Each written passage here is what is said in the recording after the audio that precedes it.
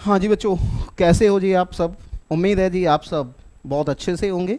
आज मैं आपके सामने आया हूँ मार्च की जो आईसीआई ने एमटीपी दी थी उसके सेकंड पार्ट के सॉल्यूशन के लिए। हम 1 to 50 पहले सोल्व कर चुके थे।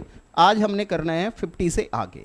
ठीक है, इससे पहले कि बेटा हम स्टार्ट करें, मैं आपसे रिक्वेस्ट करूंगा कि अगर आप मेरे चैनल पे नए हो तो चैनल सब्सक्राइब जरूर करें, और साथ में बेटा मेरा टेलीग्राम चैनल जो कि कुलदीप आर्य मैथ्स गुरु के नाम से है वो भी आप फॉलो कीजिए, ताकि वहाँ पे आपको आईसीआई की कोई भी लेटेस्ट नोटिफिकेशन है या फिर हमारी तरफ से कोई उसमें टेस्ट वगैरह जैसे हम अपलोड करते हैं तो आपको वो टेस्ट टाइमली मिल सके। ठीक है, तो आज हम काम स्टार्ट करते हैं बेटा क्वेश्चन नंबर 51 से। अब आप देखिए 51 में हमें क्या कह रहे हैं, 5 boys A B C D are sitting in a row facing north. चलो जी 5 पोजीशन बना लेते हैं, ये 5 पोजीशन बन गई। अब आपको क्या कह रहे हैं, A is to the immediate right of B. तो देखो A is to the immediate right of B का मतलब है, अगर मैं रफ बनाऊं तो ये बन गया A is immediate right of B and E is on the immediate left of B. E जो है इमीडिएट लेफ्ट ऑफ बी है। आगे क्या कहा, but on the right of C. On the right of C कहा है तो इसका मतलब ये हो जाएगा। अब आगे क्या कहा, A is on the left of D, तो ये डी हो जाएगा। अच्छा चलो ठीक है जी, तो आपका बन गया बेटा क्या, आपका बना सी ई बी ए डी। अब देखो आपको क्या कह रहे हैं, who is second from the left hand. तो second from the left hand है 1 2 ई, यानी कि आपका आंसर है जी सी। तो ई आंसर बना बेटा, दैट इज सी पार्ट हमारा आंसर है। चलो जी, अब इसके बाद में हम देखते हैं बेटा क्वेश्चन नंबर 52 से 53। क्वेश्चन नंबर 52 से 53 का 8 फ्रेंड्स हैं, सर्कल के ऊपर बैठे हैं। तो चलो पहले सर्कल बनाते हैं 8 पोजीशंस बना लेते हैं। चलो ये हमने 8 पोजीशंस बना ली, और आपको ऑलरेडी बोला है कि फेसिंग द सेंटर है। तो फेसिंग द सेंटर है तो मतलब इस तरह से इन सबके फेस है सेंटर की तरफ। अब जब फेसिंग द सेंटर है नॉर्मली, तो देखो जब फेसिंग द सेंटर की बात हम कर रहे हैं तो फेसिंग द सेंटर मीन्स इसका फेस इस साइड है, तो दैट मीन्स अगर मैं देखता हूं इसका राइट इधर होगा, लेफ्ट इधर होगा। ठीक है अब आगे बढ़ते हैं। अब क्या कहा है जी, 8 friends A B D seat are sitting in a circle, B is sitting, G and D लिखा है। तो यहां पे इसका मतलब क्या है यार, ये बिटवीन होगा, B is sitting between, between होना चाहिए। ठीक है, तो बी जो है जी और डी के बीच में बैठा है। H is third to the left of B, H जो है third to the left of B है। तो चलो मैं क्या करता हूं, यहां पे मैं पहले बी की पोजीशन फिक्स कर लेता हूं, जरूरी नहीं यहीं करो, कहीं भी कर सकते हो। ठीक है, अब आपको कह रहे हैं एच इसके थर्ड है और लेफ्ट है, तो लेफ्ट इसका मतलब इधर चलेंगे तो 1 2 3।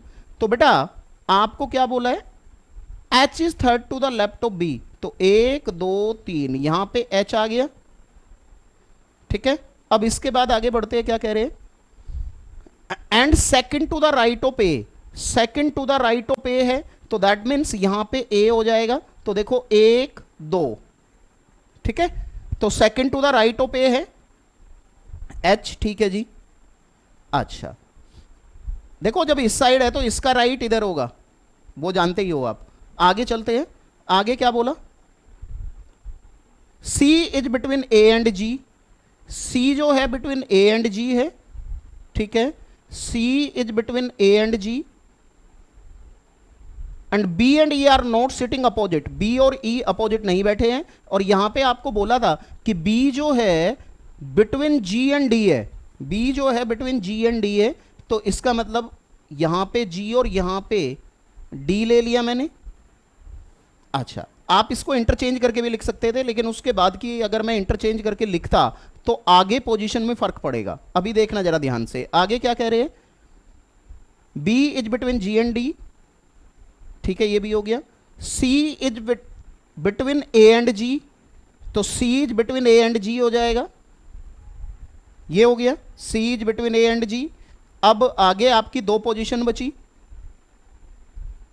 B and E are not sitting opposite to each other, मतलब यहां E तो नहीं होगा। अगर मैं यहां E कर देता तो फिर अपोजिट हो जाता, तो फिर मुझे यहां पे E लेना चाहिए। और आपके पास एक f बच गया, f यहां पे ले लेंगे, ठीक है। अच्छा चलो जी, अब इसमें आपको क्या कह रहे हैं, who is third to the left of D, who is third to the left of D. तो देखो जी, डी के लेफ्ट देखना है, थर्ड, तो इस साइड बैठा है, तो इसका मतलब लेफ्ट इस साइड होगा, इसका इधर राइट होगा, इधर लेफ्ट होगा, तो 1 2 3, तो एफ आपका आंसर हो जाएगा बेटा। देखो डी का थर्ड लेफ्ट, 1 2 3, आपसे पूछा who is third to the left of D, F, that means आपका आंसर ए है बेटा। मैं 52 का ए। अच्छा आगे क्या कह रहे हैं, आगे मुझे एक बात बोली इन्होंने, who is sitting between H and D. तो 53 में देखे एच और डी के बीच में ई है, एच और डी के बीच में ई है, एच और डी के बीच में ई है, तो इसका मतलब 53 का बी, 53 का बी, 53 का बी। चलो जी, अब आगे देखो जी, एक बहुत अच्छा क्वेश्चन है 54। 54 में हमें क्या क्या बातें दी हुई है, पहले ये देखेंगे। बहुत अच्छा क्वेश्चन है ये, ब्लड रिलेशन का क्वेश्चन है। आपको कह रहे हैं A plus B means A is the sister of B, ये सब कुछ आपको गिवन है। Which of the following means T is the daughter of P, आपको देखना है T is the daughter of P. अब अगर मैं एक बात देखूं यार, कि ये 3 पार्ट तो सब में सेम है, ये 3 पार्ट तो सब में सेम है, बल्कि चौथा भी पार्ट सेम है, और यहां पे बी और डी देखूं तो सेम है, तो ये करेक्शन है, मैं इसको प्लस टी कर देता हूं। ये बी और डी सेम हो रहा था, इसलिए मैंने इसको प्लस टी कर दिया। अब देखो, अगर इसके अकॉर्डिंग मैं बनाना स्टार्ट करूं, तो सबसे पहले हम देखते हैं पी क्रॉस क्यू, ए को चेक करते हैं। तो पी क्रॉस क्यू, तो देखो क्रॉस में क्या बोला है, A is the wife of B, that means अगर मैं ए को बनाऊंगा तो P is the wife of Q। तो जनरली हम इसको कुछ इस तरह से बनाएंगे, ये नेगेटिव हो जाएगा, ये पॉजिटिव हो जाएगा। आगे क्या कह रहे हैं, परसेंटेज, तो A परसेंटेज B का क्या है, A is the father of B, तो यहां पे हो रहा है Q परसेंटेज R, तो इसका मतलब Q is the father of R। अभी R का कोई जेंडर बताया नहीं है, आगे देखते हैं। फिर हम लिखेंगे R प्लस एस, तो A प्लस बी का मीन्स है A is the sister of B, तो R प्लस एस की बात करेंगे तो इसका मतलब R is the sister of S। और फिर का S माइनस टी, तो S minus T means A minus B, तो that is A is the brother of B, तो यानी कि ये ब्रदर है टी का।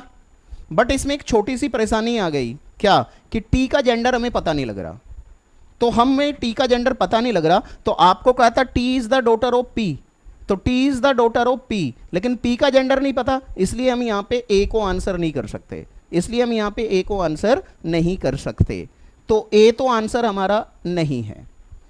ठीक है जी, अब हम आगे चलते हैं, बी को चेक करते हैं जरा। बी में पहला तो ये तो सेम ही बनेगा, चलो ये तो सेम ही बना लेते हैं यहां तक, तो P Q, हस्बैंड वाइफ को इस तरह से बनाते हैं, ये R भी ऐसे ही बनेगा, R तक तो सेम जा रहे हैं। फिर आपको कहा R माइनस टी, अब A माइनस बी में हमें क्या कह रहे हैं, A is the brother of B, तो R माइनस टी बोले तो, R माइनस टी बोले तो R ब्रदर हो जाएगा। अब R is the brother of T, अभी T के बारे में हमें नहीं पता लग रहा, लेकिन अब हम देखेंगे T प्लस एस, ये माइनस में यहां यूज कर चुका हूं तो दोबारा माइनस नहीं लेना, R माइनस टी यहां यूज कर चुका हूं तो अब इसको प्लस का ही मानूंगा, तो T plus S means A is the sister of B, that means T plus S का मतलब T is the sister of S, T is the sister of S, ठीक है, T is the sister of S। तो अब देखो जी, ये दोनों भाई बहन हैं, अब आपसे यही पूछा था T is the daughter of P, तो देखो ये P का बेटा है और ये दोनों भाई बहन हैं, तो बी आंसर है जी आपका। तो 54 का बी। आई थिंक आपको समझ आ रहा होगा। 54 का आंसर क्या बना बेटा? बी। तो आगे मुझे चेक करने की जरूरत नहीं है, ठीक है। अब हम बात करते हैं बेटा जरा 55 देखते हैं। क्वेश्चन नंबर 55 आप देखिए। क्वेश्चन नंबर 55 में क्या कह रहे हैं? क्वेश्चन 55 देखो जी, कहा है Anil said that girl is the wife of the grandson of my mother. Anil ने क्या बोला? That girl, this girl is the wife of the grandson of my mother. तो पहले चलो एक काम करते हैं, अनिल का और उसकी माताजी का बनाते हैं। तो मैंने कहा ये सपोज माताजी है अनिल की, तो ये मैंने बनाया मदर ऑफ अनिल, तो ये अनिल हो जाएगा, ये हो गया अनिल। अच्छा, ठीक, थोड़ा ढंग से बना लेते हैं। ये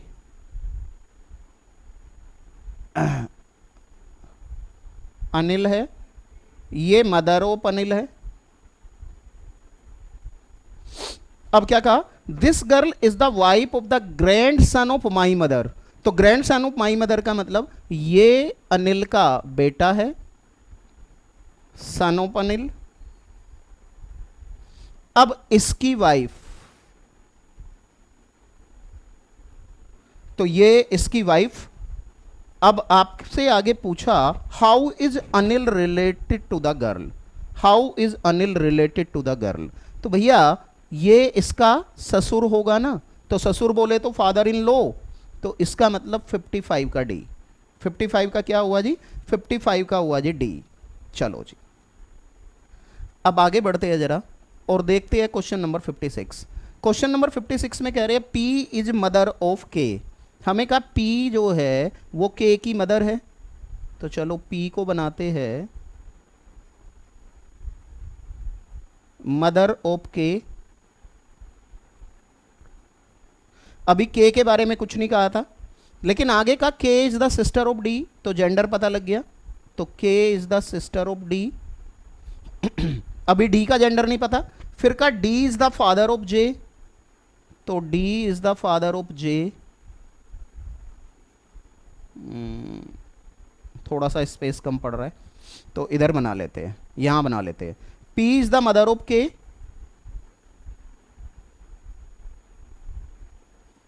P is the mother of K,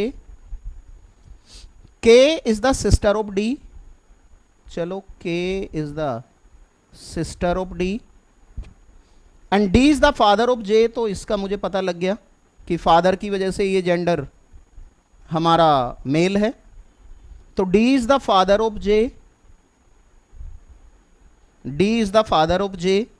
J के बारे में हमें कुछ नहीं पता। How is P related to J, how is P related to J. अब आप देखो ये दोनों भाई बहन है, ये दोनों भाई बहन है, ये दोनों क्या हुए? भाई बहन। और ये इसका बेटा है, तो आपसे पूछ रहे हैं पी इज रिलेटेड टू जे, तो ग्रैंड मदर हुई ना बेटा, पी रिलेटेड टू जे, तो ग्रैंड मदर, तो ग्रैंड मदर हुई, इसका मतलब 56 का बी, 56 का बी। चलो जी, अब आप देखो बेटा 57 में क्या कह रहे हैं हमें। देखो जी 57 में क्या कह रहे हैं, in a family there are 6 members A B C D E F, A and B married couple है। हमें कह रहे हैं ए और बी मैरिड कपल है। अभी हमें ए और बी मैरिड कपल बना लेना है। चलो मैंने कहा जी ए और बी को मैरिड कपल बनाता हूँ, तो यहाँ पे लिया मैंने ए और ये बी, तो एक ए और एक बी मैरिड कपल है, तो मैं ये रखूँगा। अच्छा, अभी मेल और फीमेल का अभी थोड़ा सा आगे चल के पता लगेगा। क्या कह रहे हैं, A and B are married couple, A being the male, तो ए मेल है तो बी फीमेल है, ठीक है। D is the only son of C, D is the only son of C, D only son of C है। Who is the brother of A, D is the only son of C, ठीक है। Who is the brother of A, चलो जी, यानी कि सी जो है D का ओनली ब्रदर है, ए का ओनली ब्रदर है सी, और इसका सन है डी। ओनली सन बोला है तो इसका सन हो गया डी। अब आगे क्या कह रहे हैं, E is the sister of D, चलो E is the sister,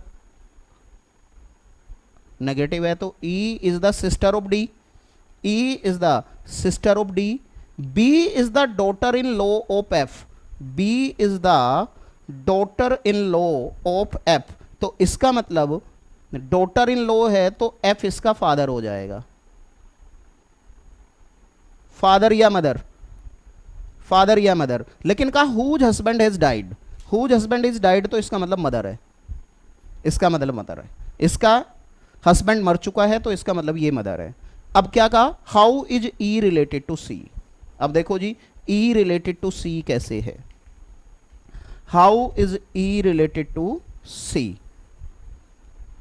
how is E related to सी।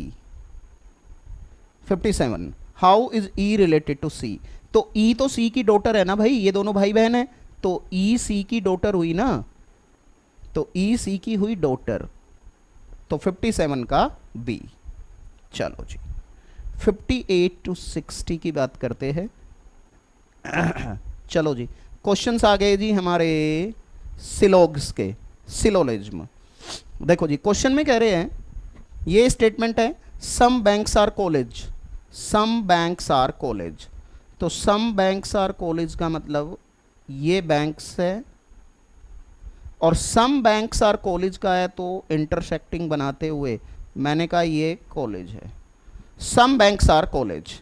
आगे क्या कहा, ऑल कॉलेज आर स्कूल, तो ऑल कॉलेज आर स्कूल का मतलब ये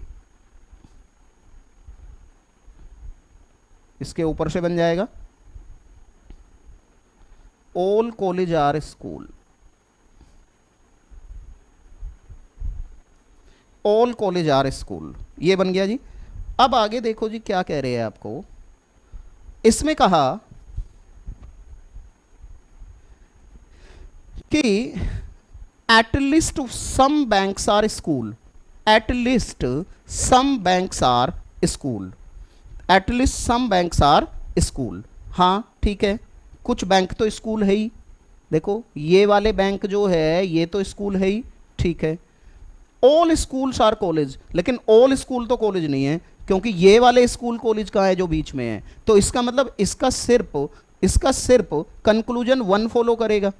तो आपको क्या बोला है इन्होंने कि अगर कंक्लूजन 1 फॉलो करना है तो आंसर ए देना है, तो क्योंकि हमारा ए तो फॉलो कर रहा है, ये तो फॉलो कर रहा है लेकिन ये नहीं कर रहा, तो ओनली 1 फॉलो कर रहा है, तो आंसर क्या बनेगा, आंसर बनेगा ए। तो इसका आंसर हो गया जी हमारा ए, 58 का ए, 58 का ए, ठीक है जी 58 का ए। अब चलो जी आगे चलते हैं 59। 59 में देखो आपको क्या कह रहे हैं, ऑल बोटल्स आर ग्लासेस, चलो जी ऑल बोटल्स आर ग्लासेस, तो ये अंदर बोटल्स है और बाहर ग्लासेज है, ग्लासेज है, ऑल बोटल्स आर ग्लासेज। आगे का नो कप इज ग्लास, तो नो कप इज ग्लास, तो ये अलग से बनाएंगे कप, और ये बना के इसको कट कर देते हैं। तो देखो नो कप इज ग्लास का हो या नो ग्लास इज कप का हो, बात सेम ही है, नो कप इज ग्लास का हो या नो ग्लास इज कप का हो, बात सेम ही है। अच्छा अब देखो जी कंक्लूजन देखते हैं, इसमें कह रहे हैं no bottle is a cup, no bottle is a cup, no bottle is a cup. हाँ ठीक है, no bottle is a cup, बिल्कुल बिल्कुल कोई भी बोतल कप नहीं है, ठीक है। तो ये no bottle is a cup follow करेगा, जो वो कह रहे हैं ठीक कह रहे हैं। आगे का at least some glasses are bottles, at least some glasses are bottles, हाँ बिल्कुल है, कुछ ग्लास तो बोतल होंगे ही, सम ग्लासेज आर बोटल्स, तो इसका मतलब ये भी ठीक है। तो इसका मतलब बेटा इसमें दोनों फॉलो कर रहे हैं। अब देखो आपको कहा है जब दोनों फॉलो करते हैं तो डी होता है, जब दोनों फॉलो करते हैं तो डी होता है, तो इसका मतलब इसका आंसर डी है जी। चलो जी, इसके बाद आगे बढ़ते हैं, 60 देखते हैं।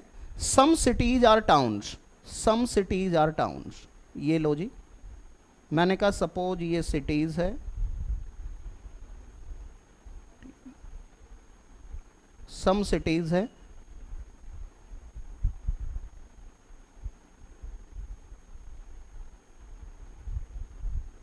आर टाउन्स, तो इंटरसेक्शन करते हुए टाउन्स बना दिए। फिर का सम विलेजर्स आर सिटीज, तो मैंने यहां पे बना लिया इंटरसेक्शन करते हुए ही सम विलेजर्स आर सिटीज। अब कहा at least some village are town, no village is a town. अब ध्यान से सुनो बेटा, एक हमारे पास होता है आइदर और। अब आइदर और की कंडीशन क्या होती है कि कंक्लूजन में, मैं पहले कंडीशन बताता हूं, कंक्लूजन में पहली कंडीशन होती है सेम ऑब्जेक्ट होना चाहिए। तो देखो कंक्लूजन में दोनों में सेम ऑब्जेक्ट है दोनों कंक्लूजन में, विलेज और टाउन के बीच में यहां है, विलेज और टाउन के बीच में यहां है, सेम ऑब्जेक्ट होने चाहिए। एक कंक्लूजन का नेचर पॉजिटिव होना चाहिए, एक कंक्लूजन का नेचर नेगेटिव होना चाहिए। तो एक कंक्लूजन देखो यहां पे कह रहे at least some villager are town, तो सम वाला पार्ट पॉजिटिव होता है, और यहां पे कह रहे no village is a town, ठीक है, तो एक पॉजिटिव एक नेगेटिव भी है। तो यहां पे पॉसिबिलिटी बनती है कि ये आइदर और का केस हो सकता है। लेकिन आइदर और का केस बनेगा कब? जब दोनों इनवैलिड हो। आइदर और तब होता है जब दोनों इनवैलिड हो जाए, ठीक है। अब हम चेक करते हैं कि कहीं पे ये आइदर और की कंडीशन तो नहीं है। चलो, अब इसने कहा some at least some villager are town, at least some villager are town. अब ध्यान से सुनो, सब ध्यान से सुनो, देखो टाउन का रिलेशन है सिटी के साथ और सिटी का रिलेशन है विलेज के साथ। तो अगर मैं विलेज का, इन्होंने क्या कहा है दोबारा से देखो, at least some villager are town, तो ये कंफर्म नहीं है। कंफर्म क्या है ध्यान से सुनो, अगर मैं कह देता कि some villagers are not town, ये वाला पार्ट अगर लिखा होता some villagers are not town, तब तो ठीक होता। लेकिन इसने क्या कहा at least some villager are town, तो इसका मतलब गलत है। तो गलत है तो इसका मतलब फॉलो नहीं हो रहा। आगे का no village is a town, no village is a town का मतलब क्या है? वही बात आ गई जो मैंने अभी बताया था। ये तो कह रहा है कोई भी विलेज टाउन नहीं है, लेकिन ये तो कंफर्म नहीं है। कंफर्म तो सिर्फ ये है जी, देखो विलेज को टाउन के साथ मैं डायरेक्टली देख ही नहीं सकता हूं, क्योंकि विलेज का सिटी के साथ है और सिटी का टाउन के साथ है। तो अगर मुझे विलेज का टाउन के साथ देखना है तो मुझे ये देखना पड़ेगा कंफर्म कौन सा है। तो कंफर्म है सिर्फ ये वाला कि some villagers are not town, ये कंफर्म है। तो ये तो कंफर्म है ही नहीं, जो ये नो कह रहा है। नो का मतलब तो सारे के सारे, तो इसका मतलब ये भी इनवैलिड है, इसका मतलब ये भी इनवैलिड है। अब दोनों इनवैलिड हो गए तो इसका मतलब आइदर और का केस है। अब आइदर और का केस है तो इसका मतलब सी आंसर है 60 का हो गया जी सी। चलो जी, अब तक जी हम आपका मैथ्स, पहले मैथ्स और एलआर कर चुके हैं। अब यहाँ से आगे बढ़ते हैं हम स्टैट्स की तरफ। स्टैट्स में थ्योरी काफ़ी आती है जी। Histogram is used for presenting following type of series. तो आपको मालूम होना चाहिए कि हिस्टोग्राम जो बनता है वो कॉन्टिन्यूस सीरीज पे बनता है। तो 61 का बी, 61 का बी।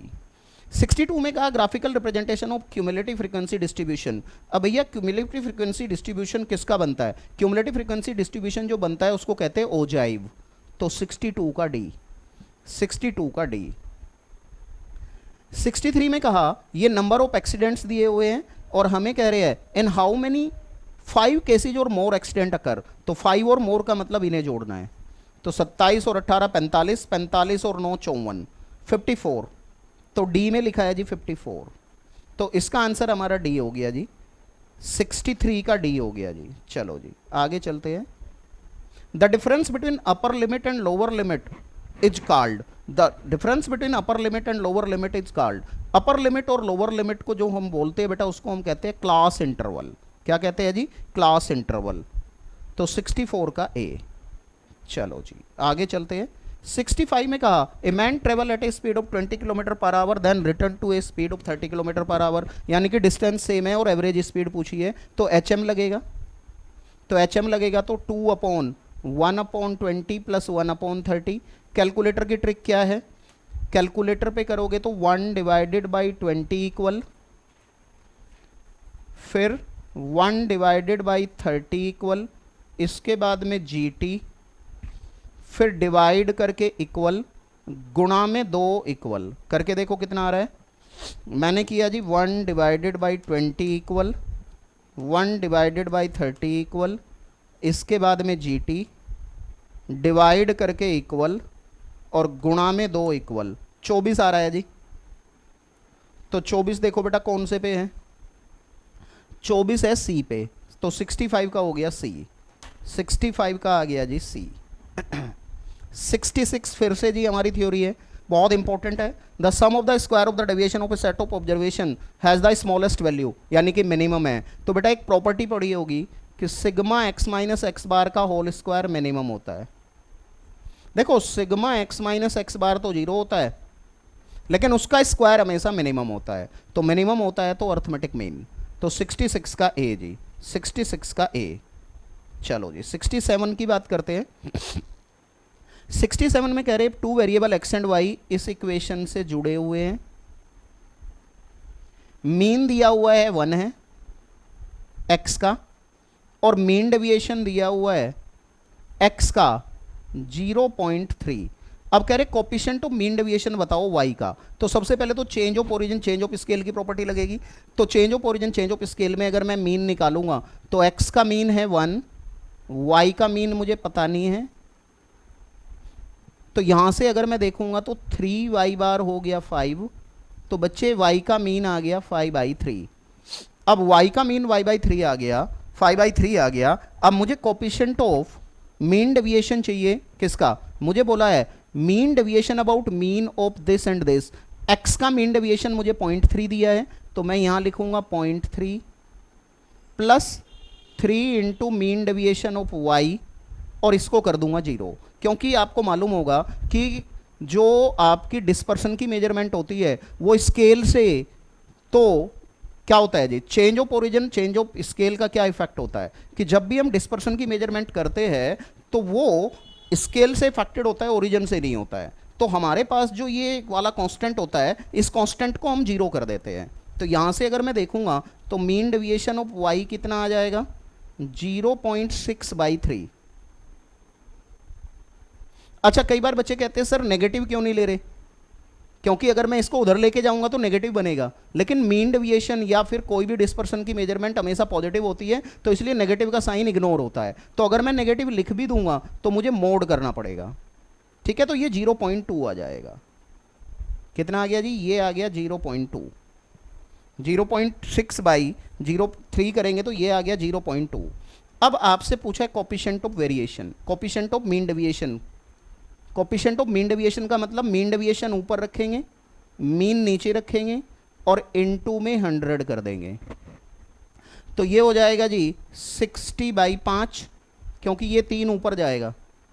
अब 60/5 का मतलब 12, 60/5 का मतलब 12, तो 12 आ गया जी। तो 12 है सी, यानी कि 67 का सी, 67 का सी, 67 का सी, ठीक है जी। अच्छा जी अब आगे चलते हैं। अब आपको बोला कि A M and H M of two number is this and this. देखो ए एम दिया हुआ है 5 है, एच एम दिया हुआ है 3.2 है, तो आपसे पूछा जी एम क्या होगा। यार एक फॉर्मूला होता है, जी एम जो होता है A M into H M का अंडर रूट होता है, तो यानी कि 5 इंटू 3.2 करेंगे तो ये 16 आ जाएगा, 3.2 इंटू 5, 16 का अंडर रूट करेंगे तो 4 आ गया जी, यानी कि 68 का सी। 68 का क्या बना बच्चों, 68 का बना सी। अच्छा अब देखो जी आपको कह रहे हैं 69 में what is the coefficient of range for the following distribution. तो देखो कोफिशिएंट ऑफ रेंज होता है L minus S, L plus S into 100। अब L बोले तो L मेरे पास 9.5 हो जाएगा, और L 9.5 नहीं, पहले आप इनको निकालोगे, इसकी क्लास इंटरवल निकालूंगा तो 9.5 से 19.5, और इसकी निकालूंगा तो 49.5 से 59.5। अब लोवेस्ट, ये जो मैंने L माइनस एस लिखा है, L लार्जेस्ट के लिए, S स्मॉलेस्ट के लिए, तो देखो L तो हो गया 59.5 और स्मॉलेस्ट हो गया 9.5। अब जब आप यहाँ पे डालोगे तो 59.5 माइनस 9.5 और यहाँ पे करोगे तो 59.5 प्लस 9.5 इंटू 100, तो ऊपर तो हो गया 50, 59.5 में से 9.5 जाएगा तो 50, ये हो गया जी 50 अपॉन 59.5 प्लस 9.5, ये हो गया जी 69 इंटू 100, यानी कि 5000 डिवाइडेड बाई 69। तो 5000 डिवाइडेड बाई 69 तो यार है 72.46, 72.46। तो डी आंसर है जी। तो देखो जी इसका आंसर आ गया जी डी। तो 79 का आंसर बच्चों हमारा बना डी। ठीक है जी। अब देखो जी 70 की बात करते हैं। 69 का डी, ठीक है। 70 में कह रहे हैं if there are two groups with 75 and 65, ये हार्मोनिक मीन है, एक का 75 एक का 65, और ये नंबर ऑफ वेरिएबल है, एक में 15 एक में 13। तो कंबाइंड हार्मोनिक मीन क्या होता है? ये होता है n1 plus n2, n1 by h1 n2 by h2। ऊपर n1 n2 है, नीचे h1 h2 है। अब चलो जब इसको करेंगे तो कैसे करेंगे? पहले मैं डिनोमिनेटर को करूंगा, तो डिनोमिनेटर को कैलकुलेटर पे करते हैं जी।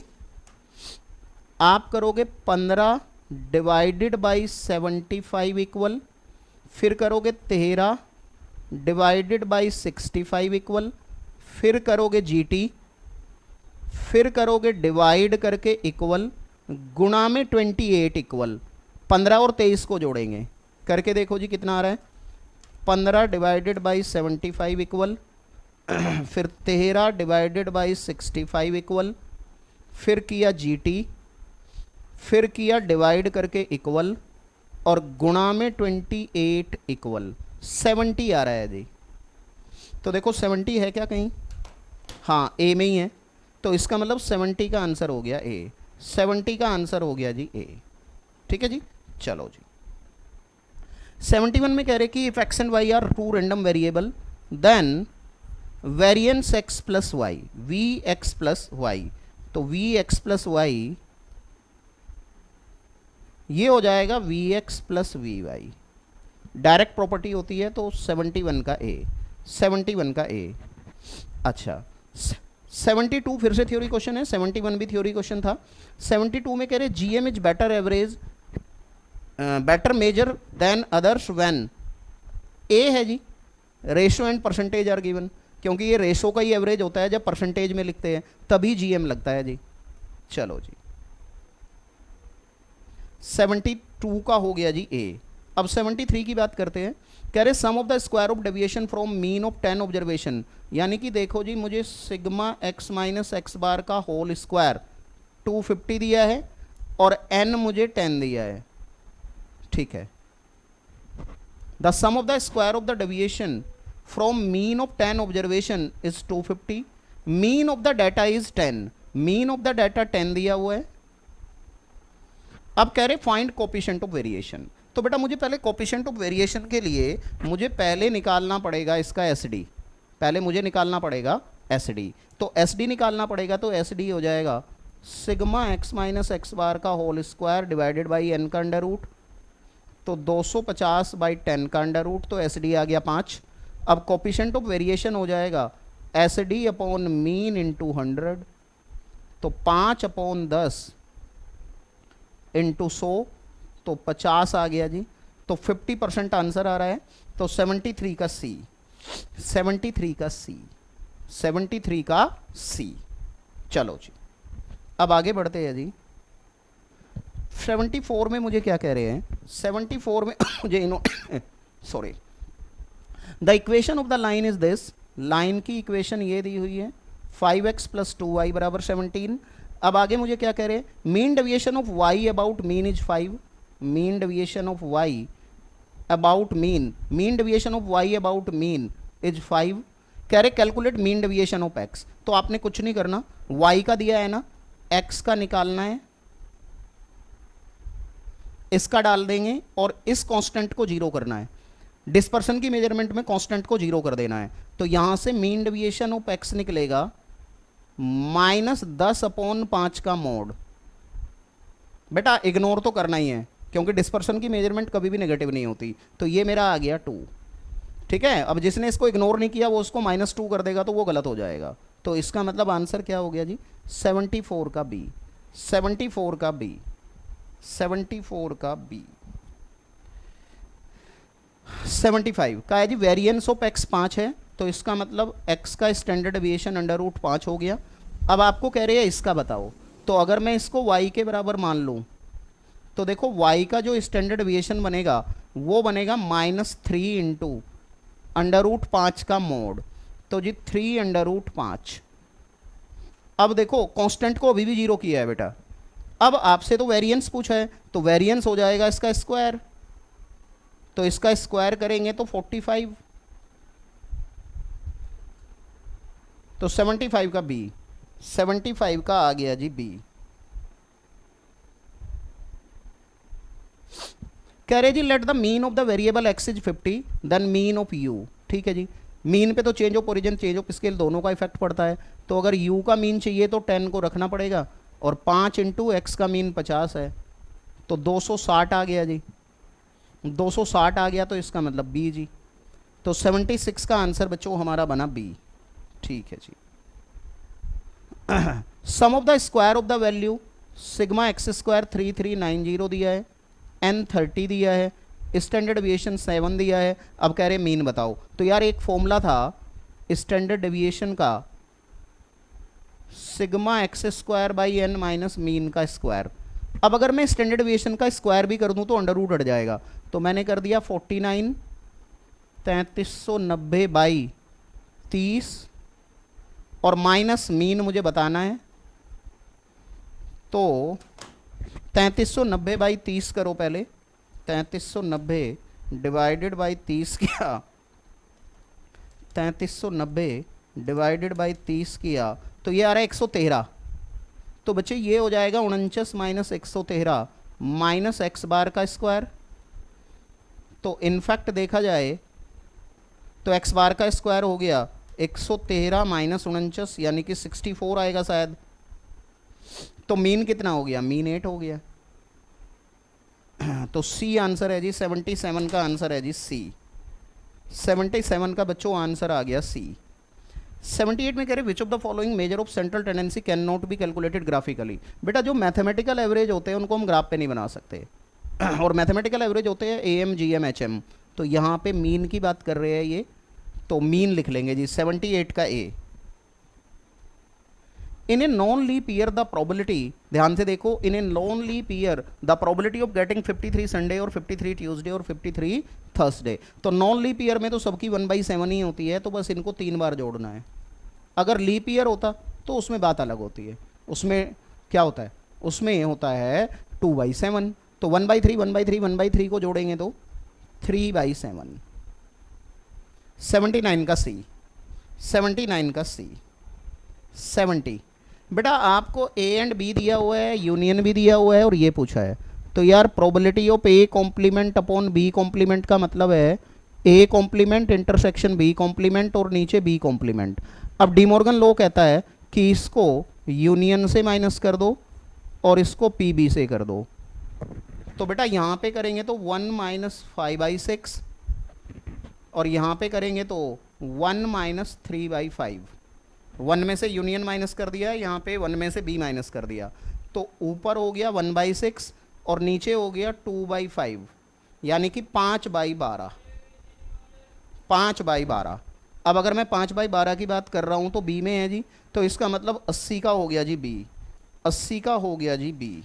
ठीक है जी, चलो जी 80 का बी। अच्छा अब यहाँ से आगे चलते हैं 81। ओड्स अगेंस्ट ए 8:9:5 है, तो अगेंस्ट का मतलब होता है पहला बताता है हैपन ना होने को और दूसरा बताता है हैपन होने को। अच्छा अब इसमें कह रहे हैं at least one of them will be alive, तो यार एटलीस्ट वन अलाइव, इसको आप करो 1 माइनस प्रोबेबिलिटी नन अलाइव। तो अब देखो इसका मतलब ना तो पहला जिंदा है तो 9/14 हो जाएगा, अगेंस्ट में था, अगेंस्ट में था 9/14, और इसके भी अगेंस्ट में है तो यहाँ पे 8/14। तो एक तरह से 196 माइनस 72/196, 14 इंटू 14 करोगे तो 196 आ जाएगा। अब 196 मतलब 124, तो 196 माइनस 72 और डिवाइडेड बाई 196, तो 196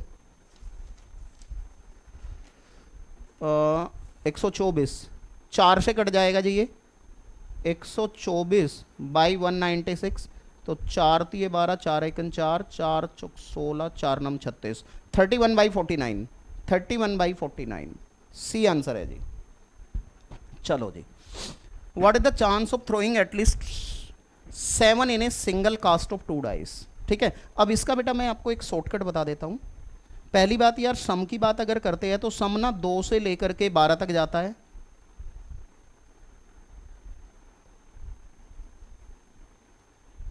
अब आपने इसमें कुछ नहीं करना, यहां पे 1/36 लिखो, यहां भी 1/36 लिखो, यहां पे 2/36 लिखो, यहां भी 2/36 लिखो, यहां पे 3/36। फिर हमें ना सैंपल स्पेस नहीं बनाना पड़ेगा, यहां पे 4/36, यहां भी 4/36, 6 के लिए आएगा 5/36, 7 के लिए आएगा 6/36, और यहां पे फिर कम होना शुरू हो जाता है, यहां पे भी 5/36। मतलब 7 पे 6/36 के बाद उधर भी 5 तक जान बढ़ना है, 1 से 5, और इधर 1 से 5। अब आपको कह रहे कि एटलीस्ट 7 आना चाहिए, तो एटलीस्ट 7 का मतलब यहां से आगे के जोड़ने हैं बस। तो 6 और 5 11, 4 15, 6 5 11, 4 15, 3 18, 2 20, 1 21, तो 21/36। अब ये 3 से कट जाएगा तो 7/12, तो 82 का बी, 82 का बी। समझ में आई बात? क्या करना है, देखो पहले 1/36 इधर, 1/36 इधर, 2/36 इधर, 2/36 इधर, ऐसे लिखते जाओ, 5/36 इधर, 5/36 इधर, तो बीच में 6/36 आ जाएगा। अब एटलीस्ट 7 कहा था, तो एटलीस्ट 7 कहा था, तो ये यहां से आगे के सारे जोड़ दिए बस मैंने, ये सारे जोड़ दिए। ठीक है, चलो जी 83 की बात करते हैं। Correlation coefficient R B X Y B Y X all have same sign, property होती है, तो सेम साइन, तो 83 का बी, 83 का बी, 83 का B. The covariance between two variable is, कुछ भी हो सकता है, पॉजिटिव भी हो सकता है, जीरो भी हो सकता है, नेगेटिव भी हो सकता है, तो 84 का डी 84 का डी। अच्छा जी, आपको क्या कह रहे बेटा, u प्लस 5x 6 है, 3v माइनस 7y ये है। अब क्या है कि covariance between x and y, r between x and y 0.58 है, तो r between u and v पूछा है। बेटा आपने कुछ नहीं करना, बस साइन देखना होता है। अब x और y के पहले से सेम है, x और y पहले से पॉजिटिव है, ठीक है, तो अगर u और v भी पॉजिटिव है तो वही आंसर रहेगा, या दोनों u और v नेगेटिव है तब भी वही रहेगा, सेम साइन पे वही रहता है। लेकिन अगर साइन अपोजिट हो जाए तो साइन चेंज हो जाता है। अब देखना यहाँ x u पॉजिटिव का है लेकिन v नेगेटिव का है, अब u और v को भी देख सकते हो, x और y को भी देख सकते हो, ठीक है, तो दोनों जब अपोजिट हो रहे हैं तो अपोजिट साइन पे साइन चेंज हो जाता है, तो इसका आंसर तो वही रहेगा 0.58, लेकिन माइनस में आएगा, तो 85 का बी, 85 का बी। देखो जी 86 में कह रहे coefficient of to variable is 9, यहां पे एक्चुअली में ना ये कोएफिशिएंट ऑफ कोरिलेशन होना चाहिए, मतलब r की वैल्यू 0.9 है।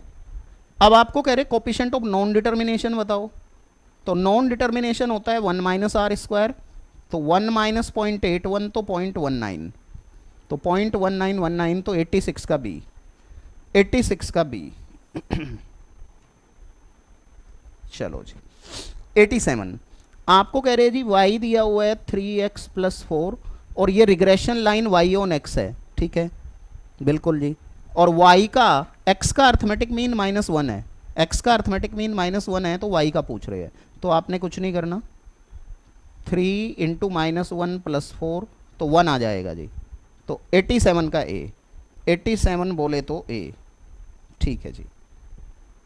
88, if the sum of the square of difference between rank is 21, तो सिग्मा डी स्क्वायर 21 है, एन 8 है, आपको कह रहे हैं रैंक कोरिलेशन, तो 1 minus 6 sigma D square N into N square minus 1, तो 1 माइनस 6 इंटू 21 और अपॉन में 8 इंटू 63, तो आप इसको कर लोगे, मैंने किया जी 21 इंटू 6, 126 आ रहा है जी, तो ये आ रहा है जी 1 माइनस 126 अपॉन 63 इंटू 8, 504। तो आप इसको सोल्व करोगे या तो कैलकुलेटर पे कर लो, कैलकुलेटर पे करेंगे तो क्या आ जाएगा, चलो पूरा ही कर लेते हैं, 504 माइनस 126 अपॉन 504, तो 504 माइनस 126 378 आ रहा है, इसको डिवाइड कर दिया 378 को डिवाइड कर दिया 504 से, 0.75 आ गया जी, तो 0.75 बोले तो 88 का सी, 88 का सी।